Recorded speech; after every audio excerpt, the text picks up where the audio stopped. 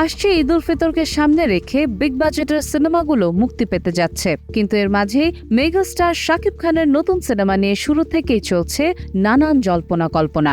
নায়িকা বদল, shooting set বদল থেকে শুরু করে নানান ধরনের গুঞ্জনে গোড়া থেকেই শাকিব খানের সিনেমাটি মিডিয়া পাড়ার আলোচনার হট টপিক ছিল। প্রায় শেষ মুহূর্তে এসে Prince once upon a time in ঢাকার মুক্তি নিয়েও উঠেছে একাধিক আশঙ্কাজনক প্রশ্ন। তবে এর মাঝেই জানা গেছে যে সিনেমাটির পোস্ট প্রোডাকশনের কাজ এখন প্রায় শেষ পর্যায়ের দিকে। শুটিং ও সম্পাদনা নিয়ে ব্যস্ততার মাঝে সিনেমাটি সেন্সর ছাড়পত্রের জন্য বাংলাদেশ চলচ্চিত্র সার্টিফিকেশন বোর্ডে জমা পড়েছে। গত কয়েক বছর ধরে ঈদে শাকিব খানের সিনেমা নিয়ে শেষ মুহূর্তে তাড়াহুড়োর ঘটনা নতুন নয়। ঈদের মাত্র সপ্তাহখানেক বাকি থাকলেও গুঞ্জন ছিল সিনেমার শুটিং এখনও শেষ হয়নি।